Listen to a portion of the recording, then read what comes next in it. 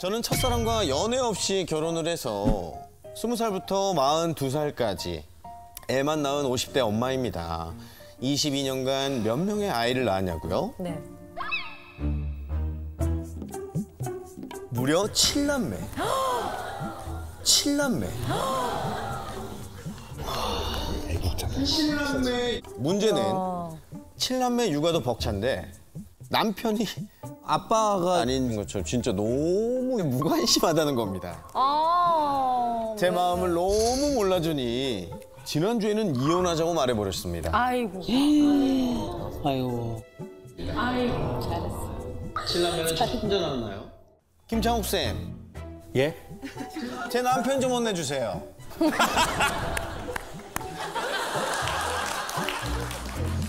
칠남매면은 사실은 거의 독립유공자라고 봐야죠. 그렇죠. 우리 칠남매 어머님 어디 계신가요? 네, 7남매 어머님 사연의 주인공. 반갑습니다. 이 아버님과 어머님 7남매면은 식비도 사실 만만치 않을 것 같거든요. 제가 생각할 때 한 300만 원 정도 식비는 들어가거든요. 한 달에요. 7명을 삼시세끼 다 먹이. 지금 큰애가 32살이고 둘째가 29, 셋째가 지금 22살이거든요. 근데 다 이제 출가를 한 상태고 애들이 이제 4명만 집에 있거든요. 네. 근데 솔직히 밖에 나가서 먹으면 너무 가격이 너무 많이 나가니까 그러니까 뭐가 먹고 싶다 하면 제가 뭐 족발도 집에서 삶아주고 떡볶이부터 뭐 로제 뭐 이런 것까지 다. 혹시 집에 7남매를 이렇게 꾸리게 되셨습니까? 아 처음에는 네. 둘만 낳고 이제 그만 낳자고 얘기를 했었거든요. 근데 제가 2년을 쫄랐어요. 아, 일곱째를 낳자고? 네. 막내 하나 낳고 싶다. 여보 한 명만 더 낳고 그만 낳자. 그랬더니 좀 그만 좀 해. 이제 더 나면 큰일 나. 네. 그죠. 6세까지 네. 이럴 때. 그래서 그날 엄청 싸웠어요. 근데 네. 그 싸운 날 일곱째가 생긴 거예요? 네.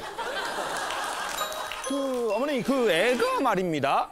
애가 기도를 해서 낳는 게 아니거든요. 그렇죠. 성격도 마주쳐야죠. 네, 근데 그거는 애정 전선이 아주 좋았기 때문에 아이가 나온 거 아닐까요? 어떠세요? 근데 좀 더 비법. 네. 지금도 하루에 10뽀뽀는 하는 것 같아요. 10보를 하신다고요? 네. 아니 스킨십도 많이 하고 좀 과해요. 많이 과해요. 아, 스킨십이? 네. 이제 예를 들면 이제 운동을 걷기를 하잖아요. 네. 걸으면 손이 이렇게. 엉덩이로. 네.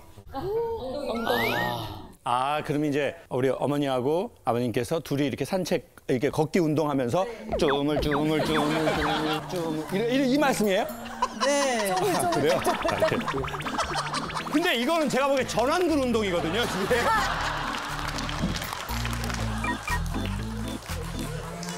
아, 그건요.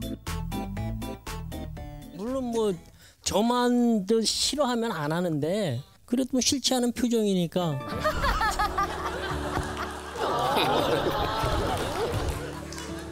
근데 50대가 되고 그러는데도 누나하고 이렇게 스킨십 하려고 하고. 맞아요. 저희 매형이라면 저는 너무 좋겠는데. 아니요. 아니 저희가 32년 차인데 그 남편한테 소가리를 엄청 한 거예요, 제가. 저희 남편은 또 일 특성상 새벽 5시 반에 나가면 여름에는 7시에 겨울에는 한 6시쯤에 들어오거든요. 그리고 제가 독박 육아를 해야 되는 거죠. 낮에는 산후조리 할 때는 그럼 저는 이제 모유를 먹이다 보면 아기가 이렇게 딱 치아가 날 때쯤 되면은 물잖아요. 이제 피가 날 때도 있고 막 이래서 그것 때문에 눈물도 흘리고. 그때 남편분은 그러면 안 들어와 계셨던 거예요? 밤에 자고 자고 있죠. 있었죠, 저는. 다른 방에서.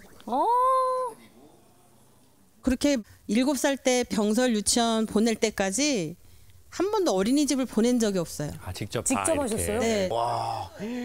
그리고 첫째, 둘째, 셋째가 사춘기를 지났잖아요.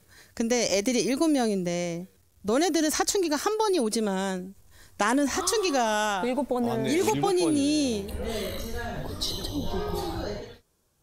니네들 때문에 나는 어떡하라고 제가 막 이랬어요. 그랬더니 막 울음이 나더라고요. 난 왜 이렇게 슬프지 요즘에? 계속 슬퍼. 막 계속 우는데도 못 알아들어요. 그냥 중간에서 이렇게 연결을 해주면 될 텐데. 그렇게 저희 둘째가 저랑 좀 싸워가지고 한 2달 동안 연락이 안 됐었어요. 어떤 일로 싸우셨어요? 저희 둘째가 집 앞에 학교까지 왔다가 저를 안 보고 아빠도 안 보고 연락도 안 한 상태로 집으로 간 거예요. 그래서 그게 서운해가지고 너 왜 그랬어? 집에 잠깐이라도 들렸다 가면 한 달에 한 번밖에 못 보는데 볼 수 있으니까 좋잖아요. 그때 그것 때문에 차라리 그럼 보지 말고 너 할 거 해라. 제가 그랬어요. 너무 속이 상해갖고. 그랬더니 얘가 갑자기 전화번호를 딱 바꾸고 집도 싹 옮겨버리고. 어이구. 그래서 저는 계속 울고 있는데 남편은 우리는 우리 인생이 있는데 어떻게 애들만 쳐다보고 사냐. 그냥 놔.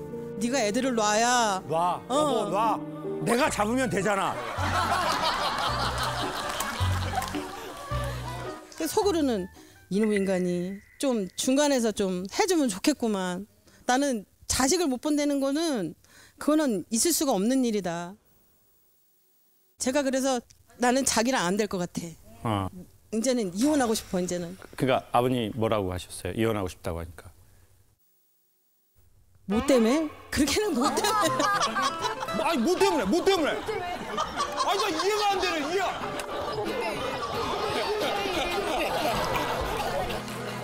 그래서 자기는 느려도 너무 느리다. 이해를 잘 못하는 거예요. 이해가 안 된다. 예. 제 입장에서는 저는 뭐 화가 나도 저는 좀 이렇게 열로다 이렇게 가라앉히는 성격이고 집사람이 좀 성격이 불 같아요. 한번 오르면 수그러드는 시간이 좀 걸려요.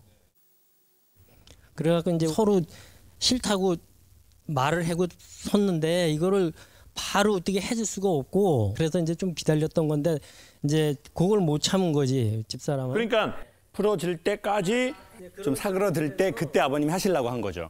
예. 풀어질 때까지 한 30년 정도를 풀어질 때까지. 아버님과 어머님의 그 방침이 좀 다르신 것 같아요. 달라요. 극과 극이에요. 그 저는- 방임 예. 이렇게 내두는 편이고 집사람은 하나에서 10까지 다 간섭을 해야 되고. 저희가 흔히 알고 있는 아니 그런데요. 제가요. 저희도 3남매거든요.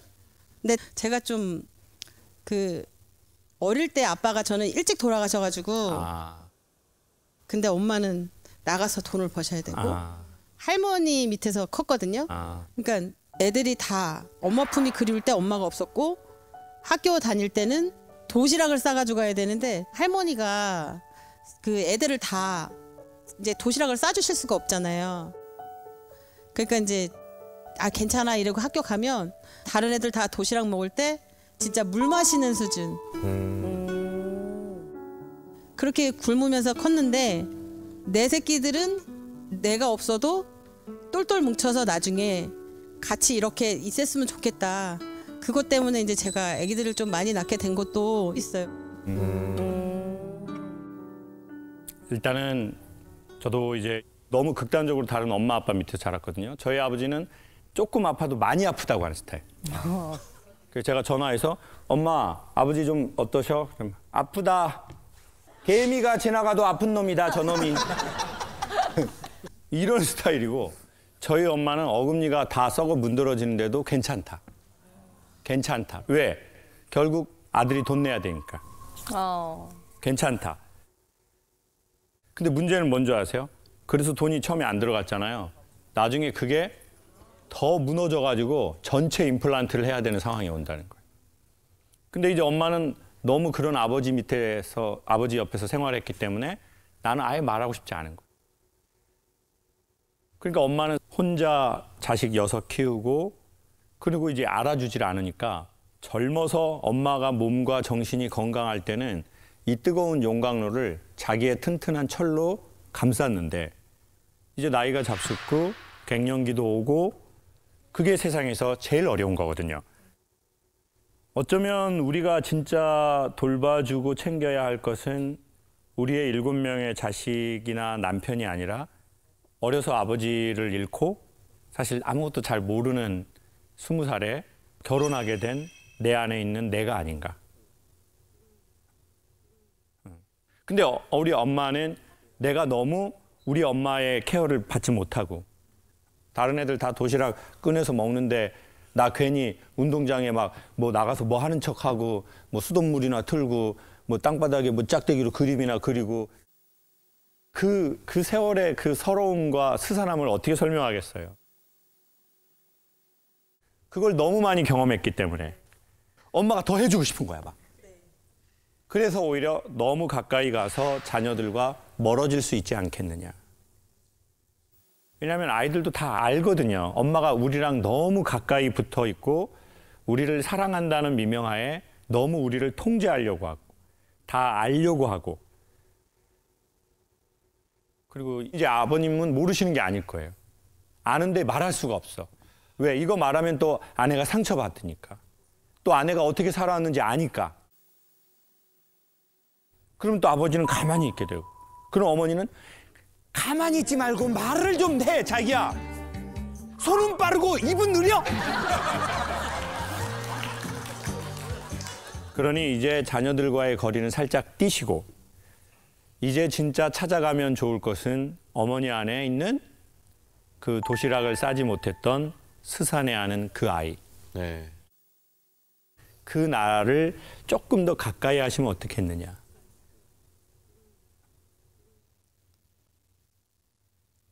내가 벌써 50이 넘었네. 그때 생각하면은 너무 슬픈데 지금은 가족도 많아지고 남편도 있고 너무 좋은데 너 자신을 위해서도 옛날은 잃어버리고 좀 더 행복할 수 있도록 노력하자. 사랑해 미라야. 아버님 지금 어머니 한번 이렇게 해주세요.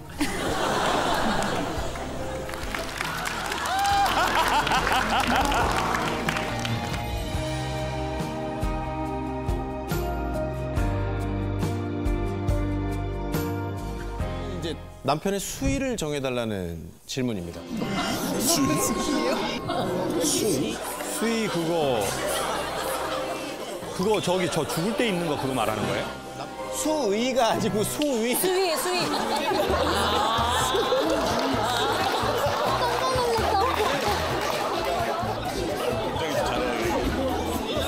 여러분은 지금 그 남편분을 이미 한번 죽이셨어요. 결혼 26년 차입니다. 저희 남편은 운전대만 잡으면 난폭해져서 저를 쫄게 만들어요. 아, 이 많죠. 입이 너무 난폭해서 앞에 팔이 들어가면 뒤에도 팔이 들어가고 운전하는 동안 팔을 100번은 들어야 목적지에 도착합니다. 귀에서 피 나겠다.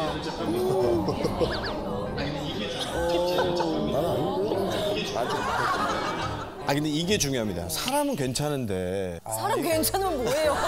욕을 그렇게 하는데. 고쳐서 살 수 있을지 남편의 난폭한 입 좀 닫아주세요. 그러니까 난폭 마우스의 수위를 좀 정해달라. 그렇죠. 라는 거죠. 직접 한번 얘기를 좀 만나서 나눠볼까요? 주인공을. 네. 어디 계시죠? 어디 계십니까, 주인공분? 아까부터 계속 반갑습니다. 안녕하세요. 반갑습니다. 네. 인상이 엄청 좋으시네. 네, 너무 귀여우십니다. 되게 자상해 보이시네요. 얌전해 보이시네요. 자상해요. 핸들만 잡으면 이상해서 그렇지 자상해요. 그러니까 핸들을 딱 잡으면 네. 그 도로 상황하고 상관없이 비켜 에이씨 야 에이씨 아유 그러려면 집에 있지 왜 나와 에이씨 이렇게 막 너무 리얼한데. 귀신이 들려있나 핸들에 왜? 그런 것 같아요. 예. 여보 이거 타? 여보 타? 오늘 안전운전 해야지. 빨리 진짜 야 뭐야? 예 맞아. 왜 이렇게 안 빠져? 왜 안 빠져? 야 새끼야! 어떻게 하셨어? 맞아 그렇게 해요. 약간 그분이 오신 것처럼 막 계속 개고픔을 물고 막 얘기를 하니까.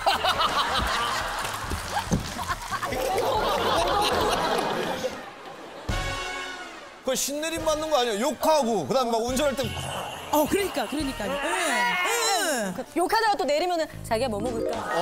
야 무서워. 어머 어떻게 하셨어요? 네네. 중간에 휴게소 되면 자기 뭐 오뎅 먹을 거야? 또 떡볶이 먹을 거야? 이렇게 또 얘기해. 네네네.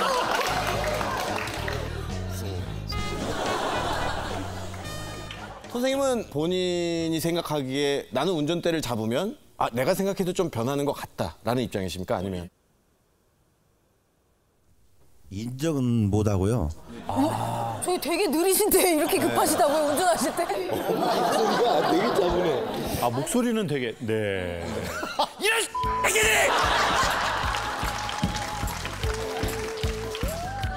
그러니까 저희가 두 집 살림을 하는데 두 집 살림이요? 아니 사람은 한 사람인데 집만 두 집 살림. 반은 안산에 있고 반은 서천에 있고 이렇게 주말에는 서천에 가서 이렇게 집이 두 개. 네네 집이 이렇게 두 개나 이렇게 하고 있는데 그럼 이제 꼭 서해안 고속도로를 타야 되거든요. 그러면 이제 가다 보면 110이에요 키로수가 확 밟다가 이제 삐뽀삐뽀 나타나잖아요. 그럼 아주 순한 양이 됩니다. 그분이 계시면 그러면은 어머니 이건 귀신은 아닙니다. 그런 것 같아요. 확실히 귀신은 아니에요. 왜냐면 귀신은 이런 거에 관여받지 않고 계속 오거든요. 근데 지금은 귀신은 아닌 것 같고. 사실 뭐 서해안 고속도로 같은 경우는 110km잖아요. 네, 그렇죠. 근데 너무도 늦게 가요. 그리고 화물차가 많은데 화물차가 나란히 가고 이러던 식으로. 맞아. 그럴 때는 저도 그럴 때는 저도 모르게 그냥 사실 뭐 욕은 그렇게 안 씁니다. 그냥 18 것까지만. 네, 어머니 제가 우리 신랑이랑 네. 이 X들 안 비키냐 씨.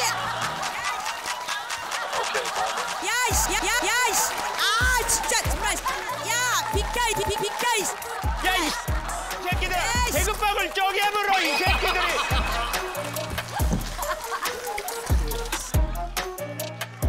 이런 분은 처음 봤습니다. 야, 아니 근데 성격이 급하신가? 네. 많이 급해요. 그래서 저희가 네. 1년에 애를 둘 낳았어요. 에? 에? 그게 가능하세요? 그러니까 그 해에 99년 1월 14일 날 애를 하나 빼고 그 다음에 12월 14일 날 애를 또 둘째를 뺐어요. 예.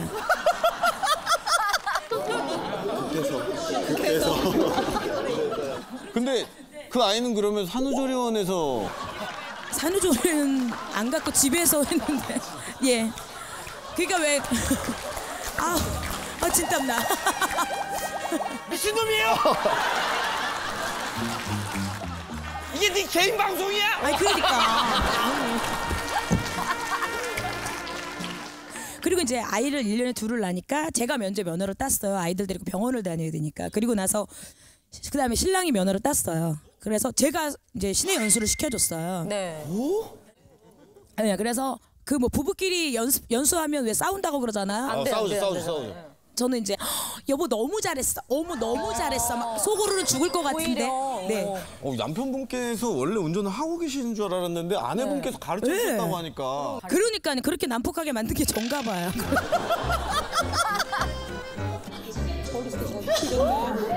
근데 이거는 되게 흥미로운 게 저는 이런 생각이 들어요. 최근에 우리가 공황장애라는 질병이 되게 많아요. 그래서 막 숨이 안 쉬어지는 거예요. 어떤 특정한 상황이 되면 근데 그 특정한 상황의 대부분은 막혀 있거나 갇혀 있는 곳이에요. 그러니까 내가 어떻게 통제할 수 없는 상황. 그러니까 주로 그런 게 어디냐면 배, 비행기. 근데 문제는 그런 물리적인 것도 있지만 더 큰 건 심리적인 거거든요. 제가 군대에서 이제 너무 많이 맞았어요. 저보 눈이 크다고 때리더라고요. 아니 겁많아 보인다는 거예요. 해병대가 뭔가 딱 이렇게 있어야지. 이분 왜 그러죠? 항상 놀래 있으니까. 아무튼 뭐 이래저래 많이 맞았어요. 근데 난 여기를 못 하겠는 거야. 나가고 싶어. 근데 이제 못 나가요. 왜? 그럼 탈영이잖아요. 에? 그러니까 이제 어떻게 되냐면 가만히 있다가 그냥 아무 일도 없는데 뒤로 이대로 그냥 꽝 쓰러지더니 이렇게 몸이 다 이제 굳어가지고 눈은 이게 자기가 이렇게 하는 걸 보더라고요. 어머. 자, 이게 무슨 현상이냐? 어려서 우리의 성장 배경, 살아온 배경이 무언가가 날 위협해. 근데 그러면 여기에서 얼른 나 도망가고 싶어. 그럴 수 있잖아요. 아버님 살다가 지금 어머니로부터 도망갈 수 있다. 예를 들어. 아니 조금 그런 느낌이 있어가지고 예를 들어 말한 거예요. 없지 하나 있어. 예를 들어 나는 이 상황에서 도망가고 싶어. 근데 나 도망 못 가. 내가 막 통제가 안 돼. 그러면 사람은 기절해버리는 게 있어요. 거기서 공황장애가 생기는 게 있어요. 근데 그 유일하게 내가 이걸 통제되는 상황이 뭐예요? 운전할 때. 운전이라는 공간이 있어요. 맞아요. 이건 유일하게 내가 내 삶을 왼쪽으로 하면 왼쪽으로 가. 오른쪽으로 가면 오른쪽으로 가. 그래가지고 요즘 남자들이요. 아파트에 도착했는데 집에 바로 안 올라가고 차에서 막 핸드폰 30분 해버려. 막 핸들을 쓰다듬으면서 내 마음대로 되는 게 너밖에 없구나. 아니 진짜라니까요. 근데 내가 오히려 유일하게 통제할 수 있는 이곳에서 자꾸 내 마음대로 안 돼. 그러면 사람들은 이 안에 쌓인 분노가 순간 붙을 수 있다는 거죠. 그러니까 운전해서 열받은 게 아니라는 거죠. 제 생각에. 근데 이제 그 상황이 딱 끝나니까 정말 말 그대로 뭐 떡볶이 뭐 먹을 거야? 밀떡, 쌀떡. 왜? 이제 그 상황에서 나왔잖아요. 그러니까 마치 이 차라는 공간이 스테이지처럼 나한테 그걸 압축해서 보여줄 수도 있지 않나. 그래서 제가 아버님께 여쭈고 싶은 건 그거예요. 아버님은 살아오는 과정에서 누구를 원망할 일도 별로 없고 내가 웬만하면 하고 싶은 대로 좀 했고 대단한 건 아니어도 그렇게 살아오셨는지 아니면 야 이건 진짜 오도 가도 못하네. 근데 여기서 내가 참고 해야 되네. 조금 그런 일들이 있었는지 어떻게 생각하세요? 후자 쪽인 것 같습니다. 그건. 후자? 예. 제가 많은 나이는 아닌데 가난이라는 두 글자가 제일로 그런 것 같습니다. 아, 예. 가난이. 그러니까 이제 지금으로 보면 초등학교 때 거기 시골 같은 경우가 평야지대예요. 금강평야라고 사실. 근데 그렇게 농사를 지면서도 쌀밥을 이렇게 많이 못 먹고 보리밥 많이 먹고 고구마 이렇게 먹을 때 이런 생각이 많이 납니다. 그런 거에 대한 서러움입니까? 아니면 배고픔입니까? 두 가지 다인 것 같습니다. 아, 서럽기도 하고. 예. 제가 보기엔 아버님이 뭔가 그게 조금은 아직은 있으신 것 같거든요. 내가 이렇게 그랬던 어떤 우리의 감정들. 네. 그 감정들이 딱 그런 특수한 상황이 되면 그렇게 나오는 것 같아요. 제 생각에. 저도 국민학교 시절이었는데 아람단이 너무 하고 싶었어요. 아 그때 부자들. 걔네들 이 목이랑 이 모자랑 제복 같은 게 너무너무 어린 나이에 부러운데 저희 집이 좀 가난하니까 그럼 둘 중에 하나예요. 아이가 아예 생각하고 말 안 한다. 이거는 뭐 말할 필요가 없어. 어차피 안 되고 얘기하면 엄마가 못 해주니까 또 엄마가 속상하시고 그래가지고 삭히는 아이가 있고 아니면 엄마한테 얘기했는데 엄마가 연병하네 지랄 연병 너희 엄마 빤스를 팔아서 해라 이놈아. 그때는 어린 나이여서 아무 생각이 없어 들었는데 근데 그걸 계속 보고 있었나 봐요. 친구들 입은 거를. 그러니까 어느 날 나이 먹고 희한하게 또 그런 거에 대한 보상으로 뭘 막 하더라고. 그렇게까지 할 필요도 없는데. 맞아. 그러면 이게 언제 자유로워지냐? 그 과거로부터 현재가 자유로울 때. 그래서 난 그렇게 뭐 이렇게 화가 나거나 통제할 수 없는 상황이 되면 분노가 일거나 난 그러지는 않아. 그러면 이제 자유로워진 거죠. 그러면 막 앞에 막는 사람을 봐도 막 이렇게 할렐루야. 니들은 오래 살 거야 거북이니까. 느리게도 가는구나. 그래서 제가 요즘에 제일 가고 싶은 여행은 유럽도 아니고 어디도 아니고요. 어렸을 적 저를 한번 시간 여행으로 볼 수 있다면 어떨까라는 영화적 생각이 자꾸 나더라고요. 그리고는 그 아이한테 이렇게 말을 걸 것 같은 거예요. 야, 참 너도 너무 하고 싶지 이거. 진짜 엄마 아빠 그래가지고 조금 더 속상하지. 그렇게 그 자기 자신을 마주쳐 주어야 좋아지는 것 같아요. 이번에는 아버님이 이제는 어른이 된 내가 그때 경제적으로 그때 자랐던 그 아이에게 꼭 하시고 싶은 말 한번 해주세요. 사랑하는 영서가 너는 열심히 살았다.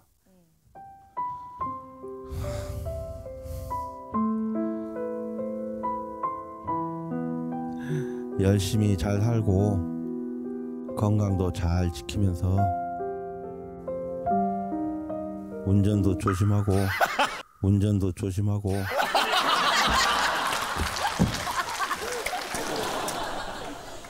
수고 많았다. 영서가 사랑한다.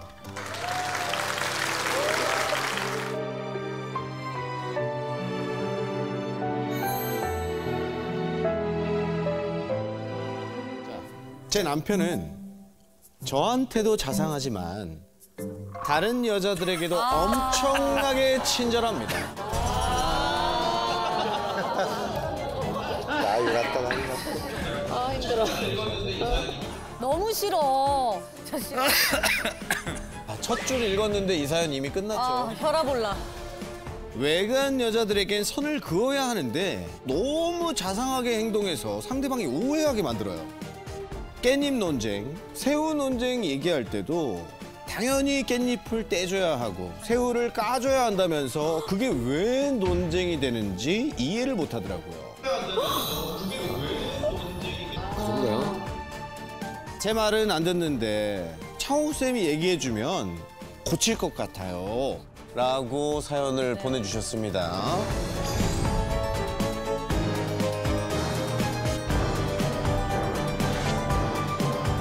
오, 저기, 어유 커플티를 또 입고. 그러게.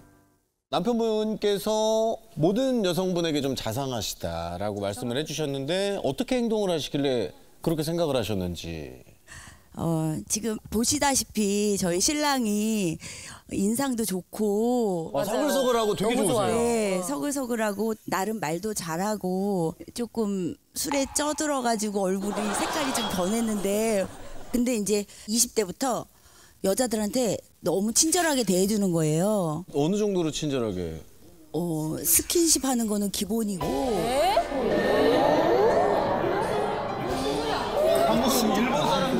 그건 친절이 아닌데?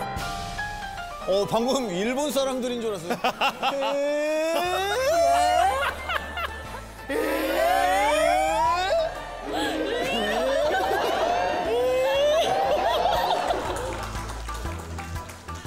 물론 기본적으로 술이 문제예요. 술이. 맨정신에는 정말 예의 바르고 깍듯해요. 근데 이제 일단 술만 먹었다면 사람이 이렇게 바뀌어요. 다른 사람으로. 막 스킨십하고 손잡고.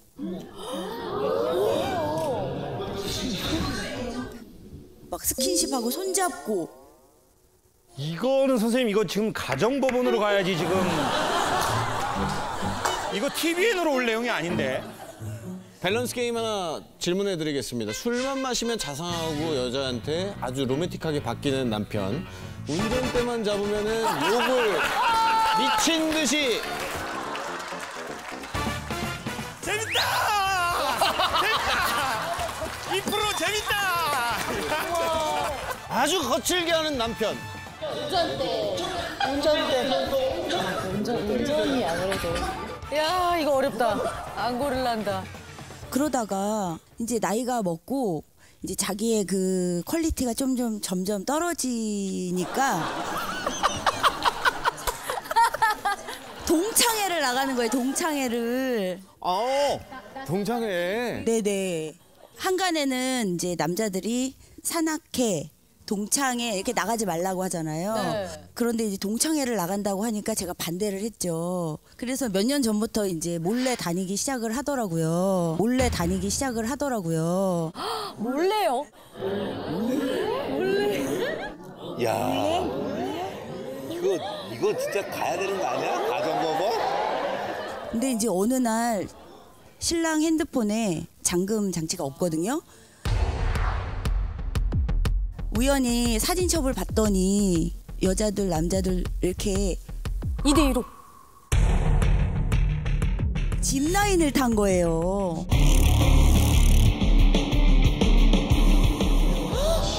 데이트 아니야? 짚라인? 짚라인을 탄 사진이 있는 거예요. 그래서 저랑 그렇게 다닌 적이 없는데 동창이랑 이렇게 둘둘씩 갔다는 게 야, 이게 뭐. 둘둘. 야, 저거는 바람인데? 그럼 저 거수 한 번만 갈게요. 그러면. 오케이. 자, 이성 동창들과 2대2로 짚라인 타러 가도 된다, 안 된다. 자, 된다. 한 명도 없어. 자, 안 된다. 안 돼.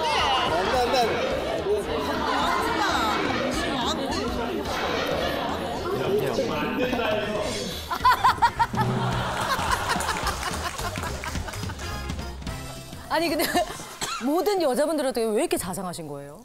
아니, 약간 오해예요. 그렇진 않고요. 좀 20대 만나다 보니까 저희 친구들하고 이제 와이프 친구들하고 같이 이제 합석 자리도 많고 그러다 보니까 자연스럽게 그냥 나이도 비슷하니까 자연스럽게 이제 스킨십이 된 거 뿐인 거예요. 그게 어떻게 보면. 본인이 인지하시는 정도의 스킨십이 어느 정도? 그러니까 놀러는 가되 여자랑 가는 거는 좀 아니지 않느냐. 도가 지나치지 않느냐 이거죠. 그렇죠. 그걸 뒤집어서 생각하면 되잖아요. 그러면 아내분께서 동창회 나가서 다른 남성분들과 짚라인을 타면서 할 때 손을 무의식적으로 이야기하면서 막 이렇게 잡으면서 얘기한다. 똑같은 행동을 아내분께서 하셔도 다 이해하세요? 저는 가능하다고 봐요. 제가 생각하기에는. 말 안 하고 가도 됩니까? 저는 그렇고요. 와이프는 이제 얘기했으면 좋겠다. 나쁜 남자고.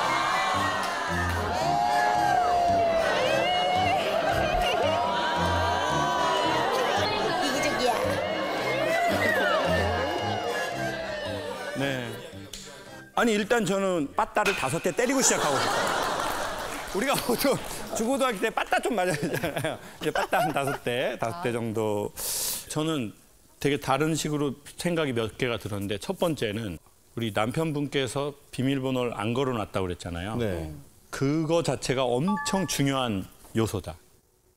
만약에 남편분이 저희가 생각하는 막 그런 식으로의 좀 삶을 산다면 절대 걸어놨겠죠. 맞아요. 그건 그래요. 사실은 짚라인 안 타고 번호 걸어놓은 새끼들이 훨씬 많거든요.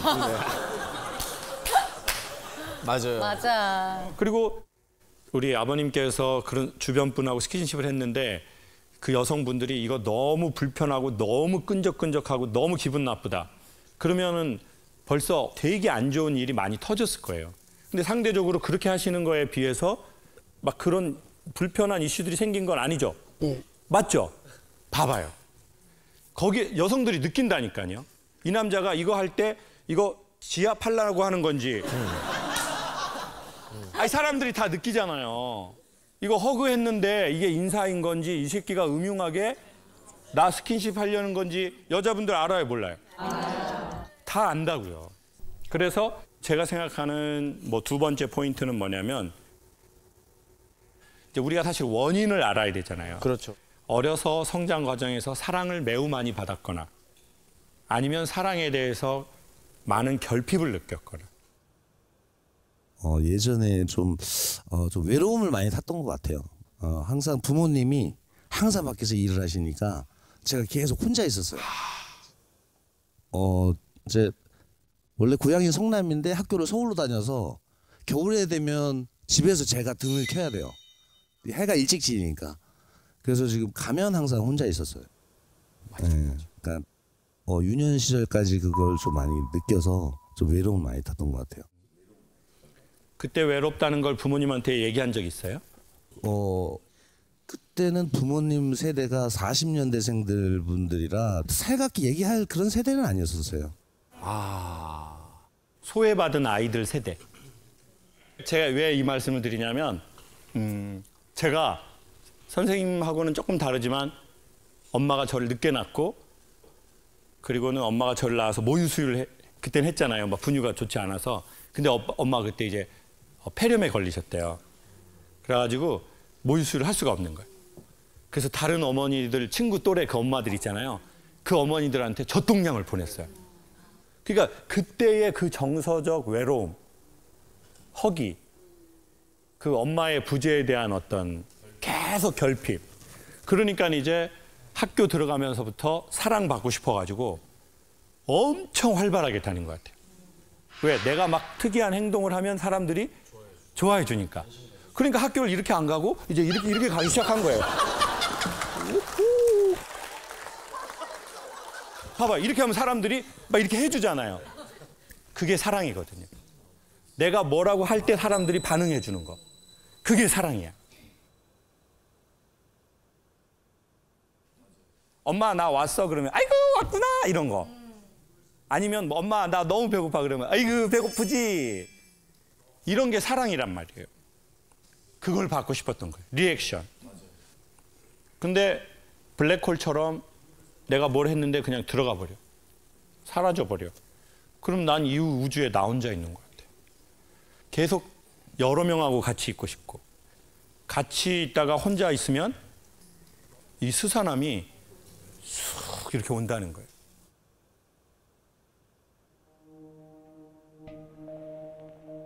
그러니까 선생님도 아시는 것처럼 그 남자아이가 진짜 원하는 건 스킨십의 이면일 거예요. 내가 너와 연결됐다는 느낌. 나 혼자 있지 않다는 느낌. 그래서 아버님께 여쭙고 싶은 건 우리 아내 되시는 분한테는 스킨십을 좀 자주 하는 편인 거죠? 네. 그러니까 저한테 하는 거는 뭐라고 안 하죠. 근데 뭐라고 안 하죠. 더 타고 올라왔으면 좋겠어요.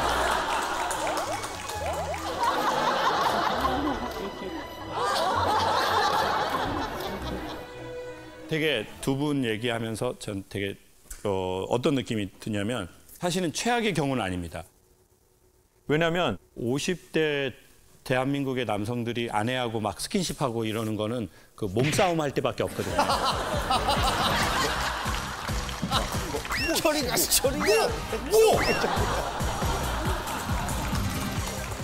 아니 근데 형님께서 농사 짓고 뭐 낚시하고 뭐 예를 들어 그런 거라면 그 마음 충분히 이해하겠어요. 근데 남녀 해가지고 여성들도 같이 가고 뭐 그러면은 저 개인한테 질문하라 하신다면 그거는 이제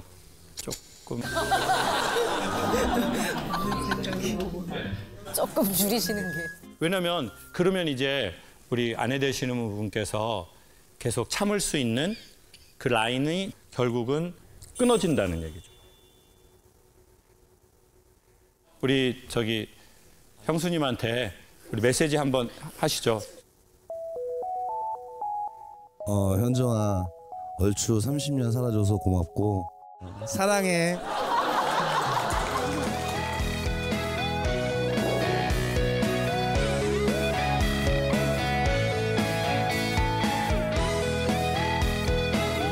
예비 남편의 술버릇 때문에 좀 이제 걱정이 많다. 저희는 헬스 트레이너 예비 부부입니다. 하는 일이 같다 보니까 서로 잘 맞고 말도 잘 통한다고 생각했는데 같이 술만 마셨다면 문제가 생깁니다. 평소에는 애교도 많고 다정한데 술만 마시면 어린애처럼 소리를 지르고 악을 쓰며 감정을 표출합니다. 마치 감정 표현이 서툰 아기처럼 보일 정도예요. 그리고 다음날 술이 깨면 애교로 어물쩍 넘어가려고 하고 술을 마시면 또 악을 쓰고 결혼 후에도 이런 일이 계속 반복되면 어떡하나 걱정이 됩니다.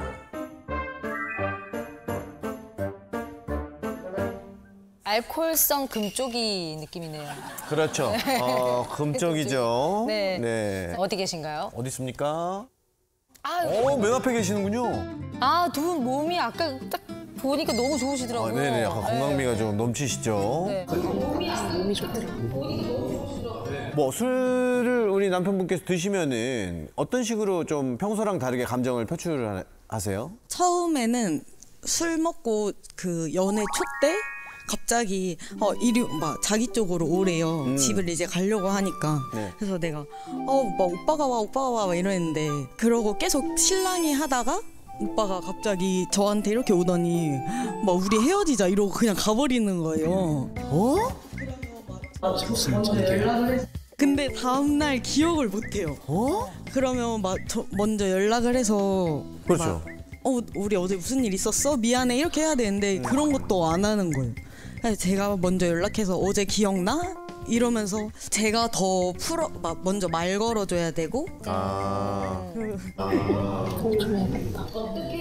소리를 아까 막 지른다고 하셨는데 평상시에 좀 제가 느꼈을 때 답답했던 거를 말을 잘 못하고 참고 있다가 그게 술만 먹으면은 표출이 되는 것 같아서 그것도 우리 이거 고쳐야 될 것 같다라고 말했었는데 오빠가 나는 그렇게 안 해와서 그거 못하겠다 그렇게 하는 거예요.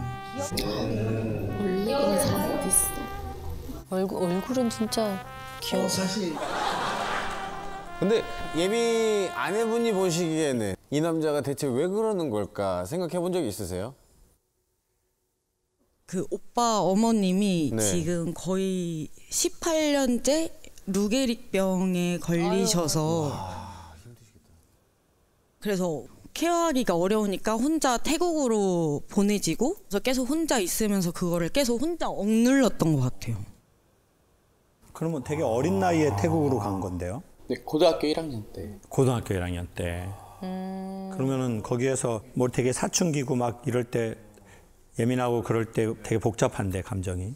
저희 아버지도 예전 아버지시다 보니까 고지식 하셔서 그때는 너 여기서 버텨야 된다. 못 버티면은 뭐 어차피 케어해 줄 사람 없다. 와, 어린 나이에. 그때부터 좀 혼자 사는 게 좀 익숙했던 것 같아요. 와, 얼마나 무서웠을까. 그러게 타지에서. 그러니까 어떻게 보면 그 익숙한 게 자연스러운 익숙함이 아니라 생존하기 위해서 내가 여기에서 살아남아야 되는 적응력 같은 거잖아요. 그러면 이제 그래 아빠는 좀 엄하시고 엄마는 또 아프시고 내가 알아서 해야지. 저희 아버지가 청각장애가 있으셨거든요. 엄마는 무학이셨기 때문에 글을 모르셨어요. 그러니까 속으로 생각하게 되더라고요. 학교에 오실 수 없구나.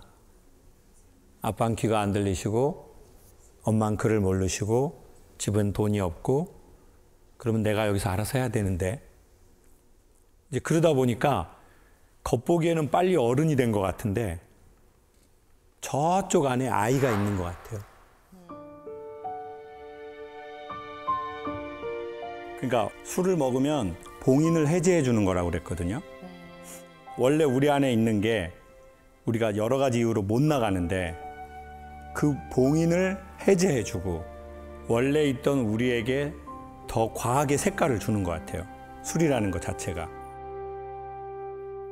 나 사실 엄마한테 우리가 보통 엄마니까 내가 애교도 부리고 막 그런데 엄마 지금 편찮으신데 내가 지금 그럴 수 있는 상황은 아니잖아요. 근데 난 내 안에 애가 있을 수 있잖아요. 그 어린아이 안에는 사랑받고 싶은 것도 있고 애교를 부리고 싶은 것도 있고 너무 힘든 것도 있고 그리고 참 우리가 이런 게 있어요. 네. 이 남자가 똑같이 행동을 하는데 왜 이러는지를 전혀 예상을 못하고 추측을 못하면 왜 이렇게 반복적으로 해? 오빠 그거 알코올 중독이야. 나 그럼 결혼 못해. 술 먹고. 갑자기 막 자기가 무슨 말인지 기억하지도 못할 말 막 하고. 근데 지금은 또 알고 이 남자의 그런 행동을 보잖아요. 그럼 또 되게 다른 느낌이야. 너무 안쓰럽기도 하고. 그러니까 뭔가 느낌이 달라지는 건 있어요. 누가 영상 메시지 한번 하실래요? 아, 둘 다 해야 될 것 같은데요. 지금 결혼 전인데 네. 여자친구가 저희 어머니를 지금 모시고 있어요, 같이. 와, 잘해야겠다. 어머님 댁에서요? 아직까지는 부모님과의 이런 독립이 조금 어렵게 많이 느껴졌었는데 이제는 여자친구랑 같이 좀 독립해서 같이 그냥 잘 살아보고 싶은 마음이 있습니다. 아니, 영상 메시지를 하는데 왜 저한테 얘기를 해요? 나랑 결혼할 거예요? 난 싫어! 영상 메시지 하라고. 여자친구한테 하란 말이에요, 빨리. 여기다가. 다원아, 아직 많이 부족하지만 지금까지 많이 기다려주고 이해해줘서 고맙고 앞으로는 많이 변하는 모습 보여주도록 노력할게. 고마워. 사자로 시작하는 거야. 사자로 시작하는 거 얘기해. 사랑해. 아니, 사줄게. 사줄게. 샤넬. 샤넬 사줄게.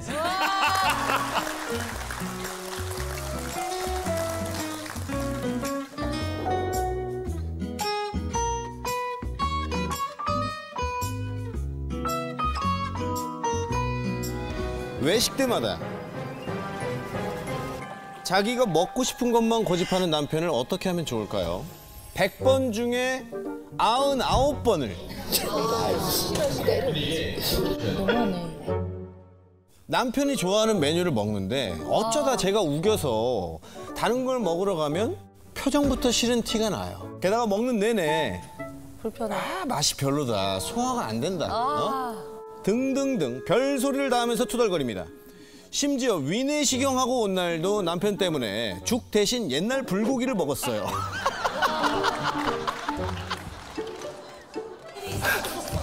자, 매일 자기가 먹고 싶은 것만 고집하는 남편에게 전쟁을 선포합니다! 뭐 이 정도면 외식계 독재자인데. 아, 근데 저는 그냥 마냥 웃을 수 없는 게. 왜요? 아, 저한테도 이런 모습이 좀 있을 거고. 아, 여러분들 진짜 양심에 손을 얹고 진짜 생각해 보시면은 그 외식이라든지 이런 거에 있어서 부부 두 명이 딱 50대 50으로 이렇게 되기 진짜 힘들어요. 아, 얼마 전에 저랑 먹을 때도 지가 먹고 싶은 대로 가더라고요. 자, 주인공 만나보시죠. 전쟁을 선포한 아내분 어디 계십니까? 아, 여기 계시군요.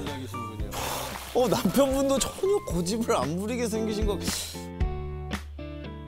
그러니까 제가 최대한 많이 맞춰주고 살았던 것 같은데 이제는 조금 이제 나이도 갱년기가 다가오고 그래서 6월 말쯤에 내시경 건강검진을 해가지고 병원에서는 부드러운 이제 뭐 유동식 같은 걸 먹으라고 이제 권고를 했고 죽집에 가서 죽을 먹기에는 좀 별로인 것 같아라고 얘기를 하더라고요. 그러면서 다른 이제 메뉴를 이제 얘기를 한 게 불고기집인데 좀 100년 된 오래된.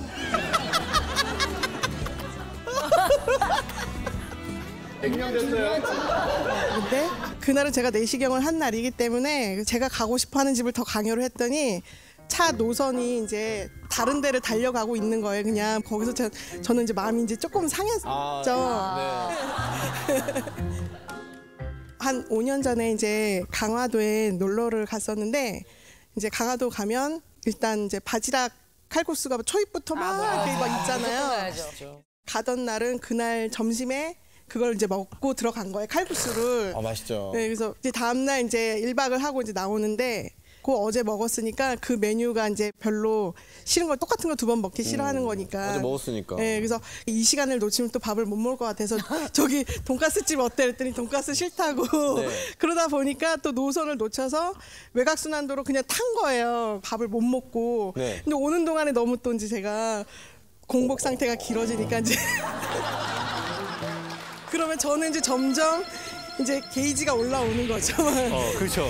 아까 그거 먹자고 해서 먹었으면 좋았는데 그렇지. 남편이 싫다고 그래가지고 결국 때를 놓치고 그러면 나는 또 화가 나고. 오늘은 때를 안 놓치셨나요? 지금 약간 또 시간이 올라올 때야. 또 오늘도 놓쳤어. 혹시 결혼 전에는 이렇게 음식에 대한 고집이 있는 줄은 아셨어요, 모르셨어요? 전혀 몰랐고요. 연애한 지 한 2개월, 3개월 정도 됐을 때 라면을 시켰는데 네. 너무 이제 잘 먹어서 먹는 거 하나는 좀 잘 맞는다고. 그렇게 생각을 했었거든요. 네. 그래서 이 남자하고 결혼하면 좀 문제 없겠다.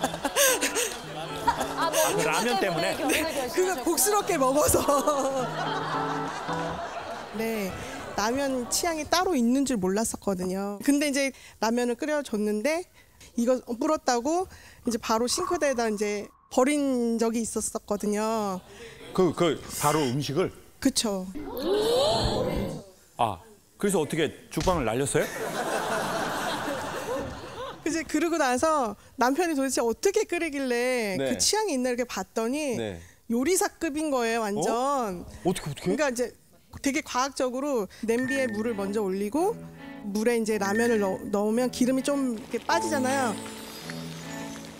물을 일단 조금 덜어서 라면기를 데펴요.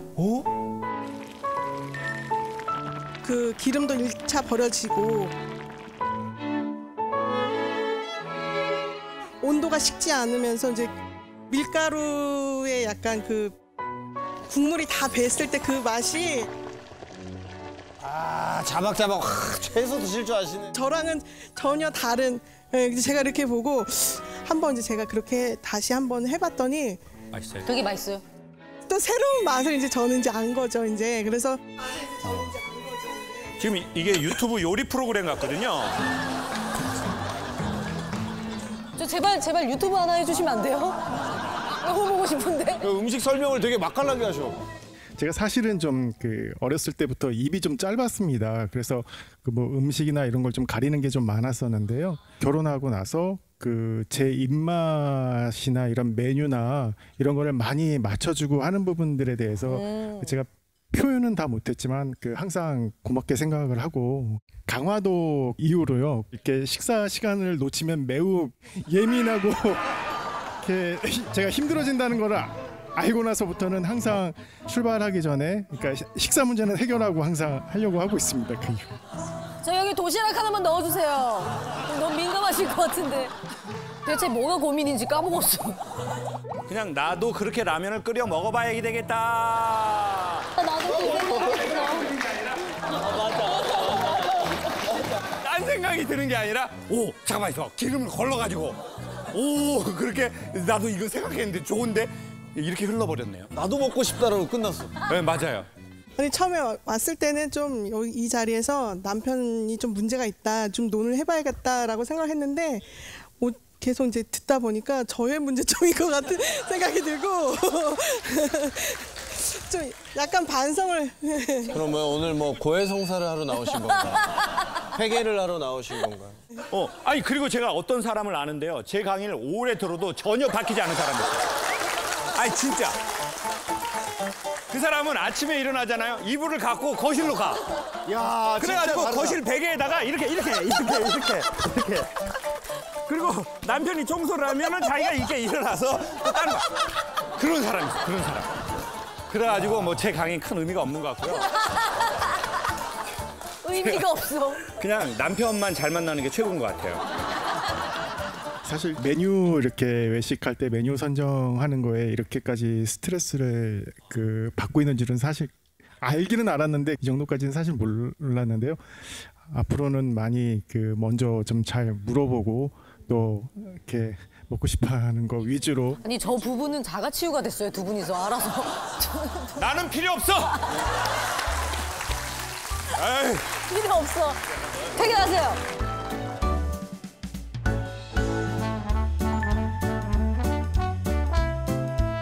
제 아내는 이혼하자는 말을 입에 달고 삽니다. 아유.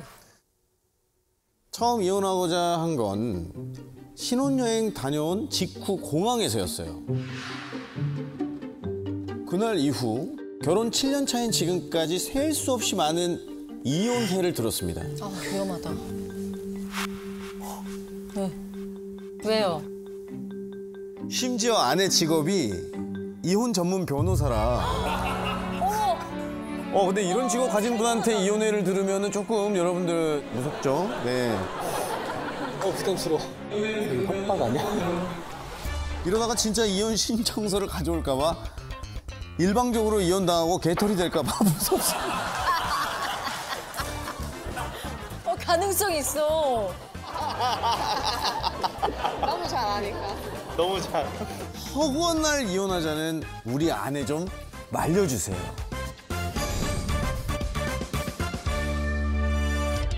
야, 지금까지 사연 중에 역대급으로 지금 궁금한 사연입니다. 어디 계십니까? 오, 저쪽에? 나 저분인 줄 알았어. 아까부터 여성분 포스가 네. 누가 봐도 변호사 느낌이 있어. 아내분께서 얼마나 자주 이혼하자고 하시는 거죠? 그렇게 자주는 아니고요. 한 달에 한 번 정도 이제. 한 달에 한 번이요? 그러면 자주인데? 자주 같은데.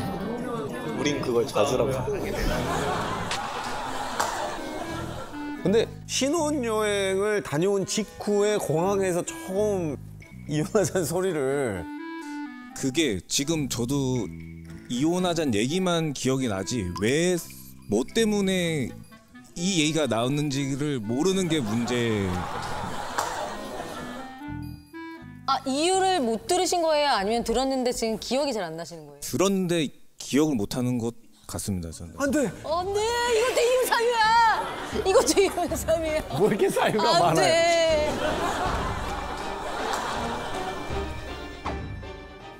네. 네, 안녕하세요. 이혼 전문 변호사. 이제 아내입니다. 네. 이제 신혼여행을 저희가 하와이를 갔는데 렌트를 했거든요. 7일 렌트를 하면 이제 가서 7일치의 보증금을 이제 카드로 긁어요. 맞아요, 맞아요. 네, 근데 남편 명의 카드로만 긁을 수 있다고 하더라고요. 네. 딱 긁었더니 승인이 안 나는 거예요. 왜? 한도가 안 돼서.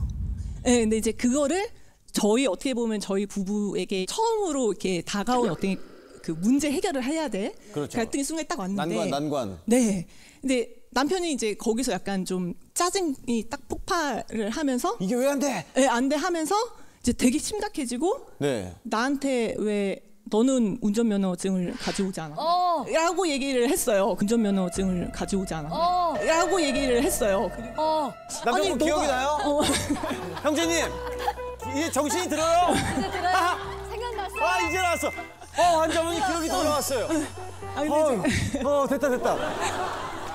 그래서 저는 그 상황에서 제가 가서 그러면 혹시 다른 방법이 있냐? 그러면은 4일치 끊고 3일치 끊으면 어떠냐? 그러니까 그건 된다는 거예요. 근데 4일치에 대한 한도가 딱 되더라고요. 그래서 제가 기지를 발휘해서 그렇게 이제 문제 해결했어요. 근데 그러고 나니까 사실 마음이 상하잖아요. 이제 문제가 있었는데 약간 내 탓을 하는 모습을 봤을 때 거기 너무 충격을 받은 거예요. 그런 모습을 못 봤구나.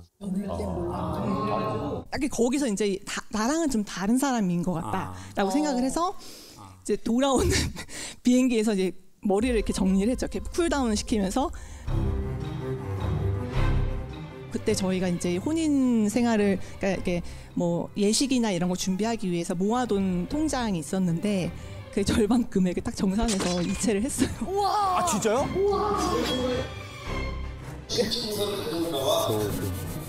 아니 이체된 금액을 발견했을 때 어떠셨어요, 남편분? 금액이 딱 들어왔을 때 이게 끝이구나라는 생각이 들었을 것 같아서.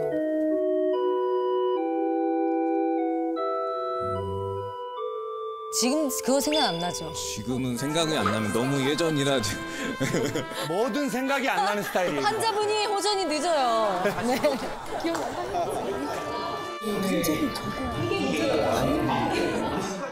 근데 우리 변호사님은 이혼해 이런 게 더 남편이 아니야 자기야 난 자기를 사랑해. 나 정말 사랑하거든. 그걸 더 확인받고 싶은 것도 있어요? 그런 면도 있는 것 같아요. 네. 사실 뭐 저는 사랑의 언어가 상냥하게 하는 거 그런 것들을 되게 사랑을 받는다고 느끼는데 남편이 말을 하는 이제 그런 투가 좀 이렇게 퉁명스러운 말투예요. 아, 투박해요. 오케이. 근데 이제 이 사람이 하는 행동을 보면 또 저를 너무 사랑하는 거예요. 집에 와서 아이들 챙기고 또 그 설거지하고 뭐 분리수거하고 이런 것들을 제가 잔소리하지 않아도 그냥 되게 솔선수범해서 다 해주는 거죠. 예를 들면 이런 거 같이 저녁을 먹을 때 남편이 이제 설거지를 해줘야 되잖아요. 저를 사랑하니까 설거지하고 음식물 쓰레기 버려주고 해야 되니까 밥을 먹고 저는 조금 남았는데 일어나서 설거지를 막 해요. 근데 저는 이제 더 그런 대화를 하고 싶은데 정말 제가 그 정말 약간 화가 났던 그 사례가 하나 있었는데 사례라는 얘기. 사례까지 나와요. 사례라는 얘기는 사실 사례 사건 번호가 몇 번인가요, 변호사님? 이동이 나. 아, 이거. 제가 그 둘째를 7월 달에 출산을 했거든요. 근데 이제 친구가 남편을 둘째 출산하기 전에 한번 여행을 보내줬다는 거예요. 왜냐면 둘째를 출산하면 그때부터 정신이 없고 힘들다. 우리 남편도 그럼 보내주면 좋겠다라고 해서 남편한테 혼자 여행 한번 다녀와. 남편을 보내준다. 멋있죠. 그렇게 보내줬어요. 그러고서는 와가지고 사실 저는 그 정도면 사실 덕분에 잘 다녀왔다. 힘들었지. 이런 얘기를 해주기를 약간의 기대를 하죠. 그런 얘기를 근데 이제 그런 얘기를 안 하고 이제 와서 아빠 왔다 하고 이제 밥을 먹고 또 설거지를 막 하는 거예요. 근데 설거지 귀신이 붙은 거 아닐까요? 설거지 귀신. 제가 봤을 때 구슬 좀 해야 될 것 같은데. 제가 그 순간에 너무 속이 상한 거예요.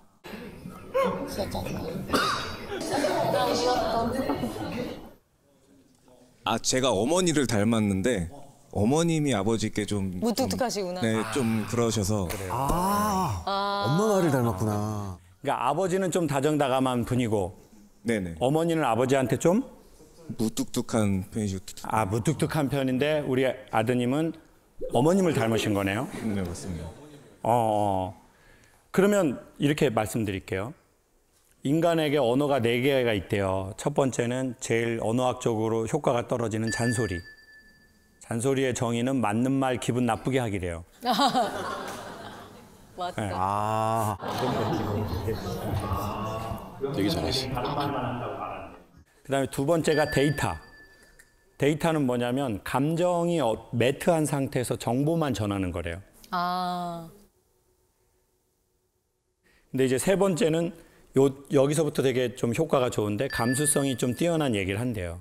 그게 아까 뭐 예를 들어 여행 갔다 와서 자기야 진짜 나 거기서 생각 많이 해봤는데 진짜 자기 같은 여자가 많이 있는 건 아닌 것 같아. 아니 누가 자기 몸 힘든데 남편 여행을 보내주냐? 어디로 갔다 왔어요? 이것도 기억 안 나요? 기억 안 나? 이것도 기억 안 나요? 진짜로요? 할 줄 아는 게 설거지 말고 뭐가 있어요? 지금 뭐 도대체 뭘 기억을 하는 거야? 가만 보니까 인상이 기억이 안 나요? 계속 웃고 다닌 게 인상이 좋은 게 아니었구만. 그냥 아무것도 모르는 바보 천치였어. 아무것도 기억을 못하는 사람 말이야. 아니, 어디로 갔다 왔어요? 경주 갔다 왔습니다. 경주랑 경주. 네. 좋아요. 그러면 자기야 나 경주 가가지고 진짜 나 너무 기분 좋았어. 진짜 나 너무 고마워. 진짜 나 진짜 결혼 잘한 것 같아. 이게 감수성의 언어. 근데 마지막 언어가 뭐냐면 영혼의 언어라고 하는데 반복된 행동이래요. 설거지인 거예요. 영혼의 언어다. 그게 저 남자의 영혼의 언어인 거예요? 이게 뭐냐면 내가 태생적으로 문화 환경적으로 그 감수성 있는 언어에 좀 어색한 거예요. 그러면 이 남자는 다른 언어를 쓰는 거예요. 근데 그게 되게 투박한 사실은 설거지거든요. 그게 진짜 영혼의 언어예요. 이건 제 얘기가 아니라 언어학자들의 정의예요. 그래서 진짜 그의 영혼을 알아보려면 그의 반복된 행동을 보라고 그랬어요. 즉 설거지. 경주에서 올라오면서 이랬을 거 아니야. 아, 어떻게 고마움을 표현하지? 아, 설거지를 해야 되겠다. 아니, 그러니까 오면서 아내에 대한 고마움과 미안함이 있었죠. 네. 봐봐요. 저는 그래서 희한하게 그게 느껴져요. 저는 만약에 그 사촌 오빠라면 내 사촌 여동생의 남편이 여행 갔다 오자마자 설거지하는 딱 뒷모습을 보면서 전 뿌듯했을 것 같아요. 아, 이 친구 딱 그 언어가 있는데 또 희한하게 젊은 친구인데 그런 언어를 쑥스러워하네. 근데 그게 분명히 있네. 자기 와이프에 대한, 자기 가정에 대한 고마움과 미안함이. 아, 참 든든하네. 저는 그 뒷모습을서 그걸 느꼈을 것 같아요. 그렇지만 어색하더라도 노력은 좀 하면 좋겠다. 조금은 관심을 갖고 남편분이 조금만 해줘도 아내분이 되게 좋아는 할 것 같아요. 맞죠? 맞아요, 맞아. 부부 좋은 부부예요. 헤어지지 마시고. 진짜 설거지 그거 진짜 맞아요.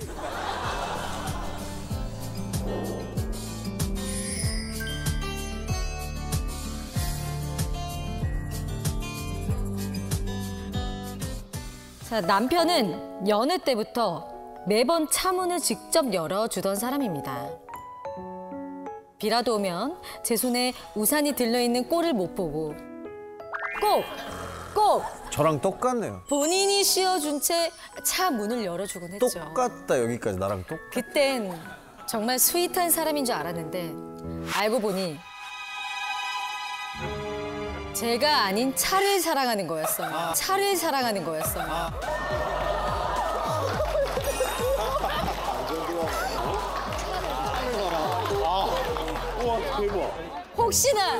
혹시나 제 손톱이나 반지에 차가 긁힐까, 우산살에 찍힐까 전전긍긍했던 근데 제가 깜빡 속았습니다.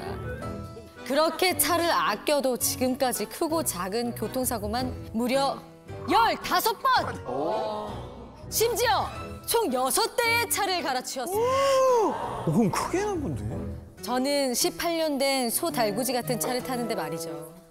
차에 집착하는 남편, 어떻게 해야 정신 차릴까요? 어디 계세요? 어디 계십니까? 어머. 아니, 남편분이 차 사랑이 대단하신 것 같은데 어느 정도인가요, 아내분? 극장에 이제 데이트할 때 지하 주차장에 내려가면 한 자리만 되는 자리가 없으면 다시 나와요. 항상 안전한 곳. 차가 찍히면 안 되니까. 이런 자리 얘기하는 거죠. 기둥이 있어가지고 딱 하나만 들어갈 수 있는 자리가 있는 데가 있어요. 그 차가 본인 차가 아니고 제 차여도 항상 안전한 곳에 대야 되고. 와, 엄청 아끼시는구나. 총각 때는 항상 차를 타고 오면 싹 닦아서 씌워놓고 비가 오거나 가을에 이제 플라타너스 낙엽이 깔려 있으면 운전을 하지 않는 거예요. 왜요? 그 낙엽을 스치면서 차에 흠집이 나니까. 여기? 어떻게 타고 다녀? 그러니까. 낙엽에 스쳐서 낙엽이 얼마나 연약한데? 차가 다칠까 봐? 낙엽이. 이거 비포장도로라도 달리는 날에는 난리가 나겠네요. 지금도 본인의 차는 지하 주차장 어디 깊숙한 곳에 있어요. 네. 지하 3층 어디 있는지도 몰라요. 그 차가 뭐예요? 지금 선생님 아끼는 차는? 지금 아끼는 차는 노란색 엘란이라는 옛날 스포츠카예요. 아, 이제 알겠다, 취향을.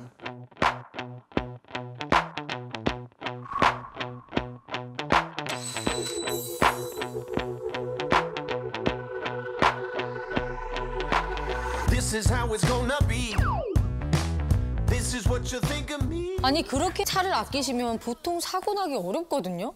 어쩌다 그렇게 많이 나신 거예요? 왜냐면 차를 너무 아끼다 보니까 지나치게 방어운전을 하는 거예요. 내가 일로 가려고 그랬는데 얘가 끼려고 그래. 이렇게 막 급하게 피하게 되고, 조심해서 주차를 하다 보면 턱이 있거나 이런 거를 못 보고 여기는 안전한 자리야 하고 대다가 긁히거나. 그러니까 차는 아끼는데 운전은 못 하시는 편이시네요? 운전은 제가 더 잘하는 것 같아요. 아니 이 무슨 꽁트인지 모르겠습니다. 아니 차를 저렇게 아끼는데 파손을 지금 6대를 해드시고. 최근에 이제 아이를 태우고 다니다 사고가 한번 크게 났어요. 근데 이제 아이들을 계속 태우고 다니다 보니까 저는 좀 이제 안전하고 튼튼한 차를 타면 좋겠는데 본인은 스틱을 멋있게 딱 운전을 하고 사람들이 그거를 멋있게 이렇게 얘기해 주는 거 즐기는 거예요. 그 선생님이 이렇게 차를 애정하시는 이유가 있으시잖아요. 차 같은 경우에는 저한테 지금도 도파민의 원천. 예. 차를 보면은 막 이렇게 손이 이렇게 하고, 예. 지금 차를 보면 너무 좋고 수동 운전할 때 특히 이제 짜릿함을 느끼고 제일 행복할 때는 세차를 해서 그 차를 보면서 여전히 처음 출고 그대로 순정으로 순정 그대로 최대한 유지하려고 노력을 하고 있고. 손세차 하세요? 예, 저런 당연하죠. 분들은 당연하죠. 무조건 손세차 당연하죠. 기계한테 아마 낙엽에 스크래치 나는 것도 힘들어. 그 얘기 해야 돼. 아니 트렁크에 보면 세차용품이 가득이에요. 나 뭔지 알겠다. 광택제부터 시작해가지고 네네네. 다 있죠. 네네. 스펀지도 한 번 쓰면 절대 다시 쓰지 않아요. 근데 자기 그 직접 그게 있잖아요. 그러니까 이게 약간 이중인격적인 게 뭐냐면 차는 엄청 깨끗하게 안팎을 관리하면서 트렁크를 열어보면 쓰레기장이에요. 거기 뭐 차를 그렇게 아끼는데 트렁크를 열면 쓰레기장이야. 그 차를 제가 어느 날 이제 퇴근을 하고 집에 가고 있는데 저 앞에 우리 남편이랑 똑같은 차인데 3333 번호 차가 가는 거예요. 그래서 이제 며칠 뒤에 자기야 자기랑 똑같은 차가 3333이 지나가더라 그랬더니 그거 나야. 그 사이 차 번호를 바꾼 거예요. 그럴 수가 있어. 전 모르겠어요. 근데 이제 이분이 타다가 저한테 준 차도 8888이고. 와, 8888이에요? 이제는 이제 시아버님이 이제 유품으로 남기신 차가 있는데 아버님 차도 7777이에요. 아니 집이 그럼 이게 어떻게 된 일이야? 되게 좋다. 제가 핸드폰 번호가 3333이거든요. 그래서 3333을 너무 갖고 싶어서 좀 이렇게 기다려서 번호 변경을. 그게 혹시 얼마짜리인지 혹시 여쭤볼 수 있을까요? 그런 걸 왜 물어봅니까? 단가를 뭐 가정 끝장 내려고 그래요? 그럼 변호사님 입회한 김에 뭐 끝냅니까? 이제 선생님이 지금 40대신가요? 50대신가요? 40대입니다. 40대 중반? 네, 후반 대가 가고 중후반. 네. 자, 그러면 대한민국의 40대 중반, 후반, 50대 초중반 이런 남자들은 제가 보기에 컬러감이 없는 세상에 살았잖아요. 너 이과야, 문과야? 공무원 할래? 너 뭐 선생님 할래? 너 판검사 할래? 뭐 할래? 그런 흑백인 세상에 살았단 말이에요. 근데 선생님은 그 컬러가 있어요? 없어요? 있죠? 있죠. 그걸 언제 알았어요, 본인이? 나는 보통 그냥 공무원하고 뭐 대기업 가고 그런 거 말고 나는 나만의 어떤 컬러감이 있구나. 그러니까 제가 고등학교 때 이렇게 연극영화과에 너무 가고 싶어서 연기학원 되게 어렵게 합격을 했는데 아버지가 이제 그때 당시 되게 고지식하셔가지고 제 방에 TV가 있었는데 TV도 이제 뭐 부시고 무슨 연기냐 네가 그런 건 안 된다. 제가 보기에는 사실 이건 차의 문제가 아니거든요. 우리 인생의 컬러감에 대한 문제라고 생각해요. 선생님은 이미 선생님도 아시는 것처럼 나는 내 독특한 컬러감을 타고 태어났어요. 안경 하나에도 지금 그 남방 셔츠 하나에도 헤어스타일 하나에도 선생님은 다 명확한 선생님 컬러가 있는 사람이란 말이에요. 근데 선생님이 태어난 시절 그때 학생이던 1970년, 80년대는 학생이 뭐 쓸데없는 소리를 하고 있어? 남들 공부할 때 공부해. 공부는 때가 있어. 그런 시절이었잖아요. 남들 할 때 눈에 띄는 거 하려고 하지 말고. 이게 얼마나 어두운 단어예요. 아직도 내가 살아있고 젊기 때문에 선생님의 색깔이 자꾸 뭉치죠.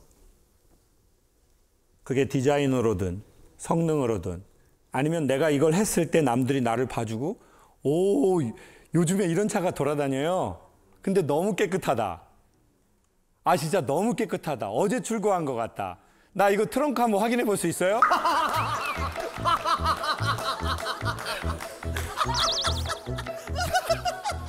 그러면 그거 들을 때 내가 되게 사람들이 나 그렇게 볼 때 나 되게 이게 좋잖아요.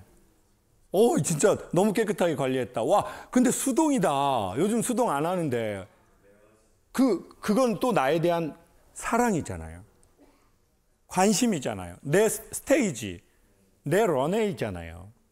그러니까 제가 보기에 자동차를 남편이 좋아하는 게 아니라 남편은 남편의 잃어버린 색을 아직까지도 잡고 있다고 봐요. 제 경우에는 그게 빈티지 차로도 해보고 빈티지 스쿠터로도 해보고 그런데도 그 목마름이 사라지지 않더라고요. 최근에 어떤 미술하는 선생님이 저한테 그랬다니까요. 이름 대면 아는 그 분야의 유명한 분인데 내가 모든 기술을 가르쳐 줄게, 김 선생. 그리고 당신은 당신이 되소. 나 따라하지 말고. 멋있다. 시대의 어른이 할 수 있는 말. 시대의 어른이 할 수 있는 말. 내가 내 노하우를 다 알려줄게. 너는 너가 되어라. 그래서 제가 추천하고 싶은 방식은 50이 되으셔도 선생님의 컬러를 조금씩 찾았으면 좋겠다. 작업 이런 것도 해보고. 근데 확실히 소유 말고 그 다음 세상이 있는 것 같아요. 그래서 선생님께 꼭 그걸 추천드립니다. 그게 무엇이 될지는 모르니까 더 흥미진진하죠. 어머니 차는 어떡할까요? 그 소달구지 같은 거는 좀 바꿔드려야 되지 않을까요? 그 차는 지금 뭡니까? 십몇 년 탄 차는? 그거는 소나타예요. 아, 소나타. 옛날 08년식 NF 소나타 트랜스폼. 살짝 주댕이가 밉긴 합니다, 어머니. 얼마 전에도 얘기는 했었지만 와이프 차를 먼저 바꾸고 그 뒤에 이제 저는 자숙의 시간을 갖고 차를 알아보도록 하겠습니다. 네, 알아본다. 상의해보고 하도록 하겠습니다. 네.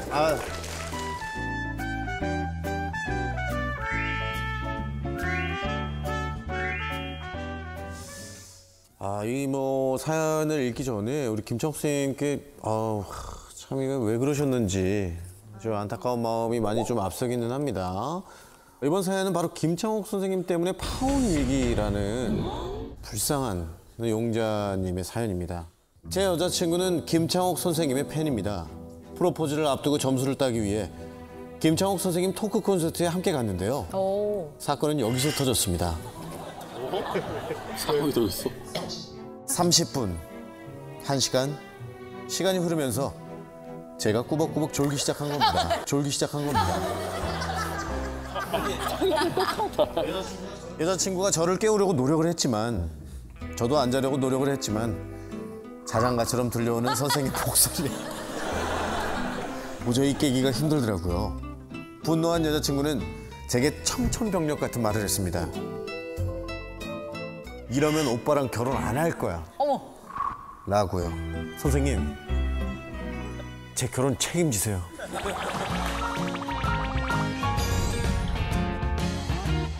아니, 졸다가 파혼 위기를 맞은 용자분 빨리 만나봐야 될 것 같습니다. 어디 계십니까? 저쪽에 숨어 계셨군요. 근데 이제 토크 콘서트에서는 왜 조셨는지 궁금합니다. 저희가 좀 뒷좌석에 앉았었는데 스피커도 잘 안 들리는 상태였고 워낙 선생님이랑 먼 거리여가지고 많이 안 들렸었어요. 그리고 좀 지루한 감이 많이 있었어가지고 지루한 감이 충격.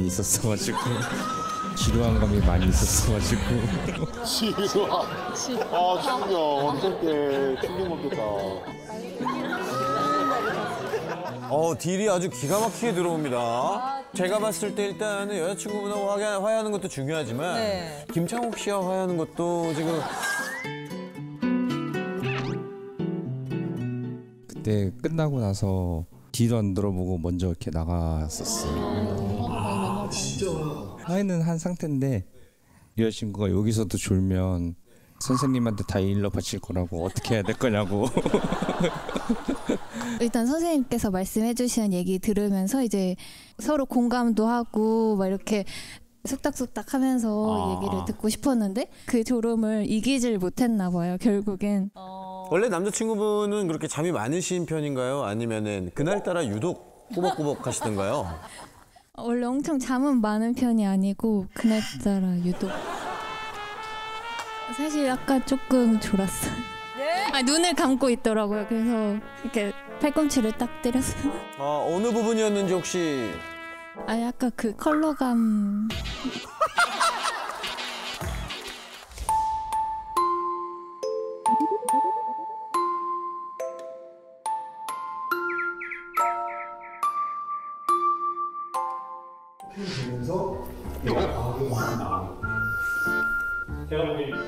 그거는 괜찮아요. 자신과 상관없는 이야기였어요. 다른 사람의 취미 활동에 관한 이야기여가지고. 더 이상 저를 비참하게 질문하지 맙시다. 언제까지 질문을 해서 나를 비참하게 할 겁니까? 이거 조금 괜찮아질까 해서 계속 질문을 던져봤는데 상황이 계속 악화만 되고 호전이 없네요. 선생님 공연 때문에 지금 어쨌든 간 파혼의 위기에 처한 커플입니다. 네, 마음의 상처는 알겠지만 그래도 어떤 이야기가 필요한지. 다 제가 잘못한 거죠. 제가 무슨 말을 할 말이 있겠어요. 근데 저는 여기에서 여성분들에게 꿀팁 하나를 추천하고 싶은 게 있어요. 연애를 하거나 이 남자랑 결혼을 해서 생활을 하다 보면 여성분들은 이게 딱 회전이 빠르니까 이 남자 파악이 되게 빨라요. 그쵸?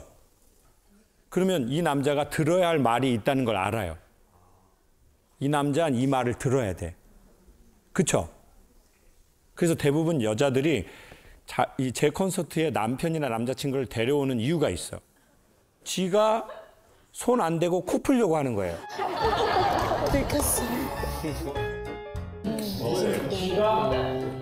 저 김창옥이 하는 말을 들어야 되는데 내가 하면 자꾸 쌈나고. 네, 안 들어. 그러니까 듣게 해서 이제 끝나고 갈 때 이제 그거 이렇게 자기야 오늘 그런 얘기 아까 강사님이 얘기했잖아. 자기야 근데 자기는 어떤 생각했어? 빨리 말해봐 이 새끼야. 또 싸운다. 그거를 되게 고급스럽게 자기야 우리 강사님 강연 듣고 대화해보자. 이거 이렇다. 이거 진짜 공감이다. 그 강연장은 덫 아니에요? 덫? 사냥꾼이 덫 놓은 거잖아. 그럼 남자친구 데려가서 내가 뭐야? 나 오소리 잡는 덫이야 내가? 그래서 제가 묻고 싶은 게 그거예요. 대화를 하고 싶었냐 아니면 남자에게 회개를 듣고 싶었냐? 지금 솔직히 제가 이 얘기를 할 때 정말 양심의 손을 얹고 강사님 저는 그런 거 1도 없습니다. 그냥 강연 듣고 같이 재밌게 서로 얘기하고 싶었습니다. 그게 100%입니다. 맞아요? 아니요.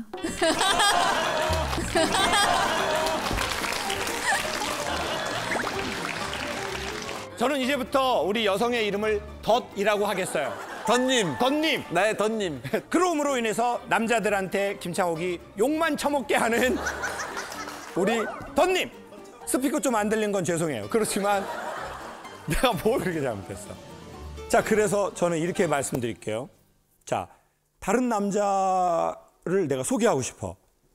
이 남자한테 이 얘기를 듣게 하기 위해서. 그럴 때 님을 붙이거나 그 남자 위주로 말하면 남자들은 엄청 싫어하게 돼 있어요. 남자들은 자기가 애정하는 자기 여자친구나 자기 와이프가 다른 남자를 님이라고 계속 호칭하면서 그 남자 중심으로 자기를 행성으로 두고 말하는 이런 스피치를 심리학적으로 기본 싫어하게 돼 있어요. 그거는 진짜 성직자한테도 님 붙이면 안 돼요. 오빠 해민스 알아? 해민스? 해민스.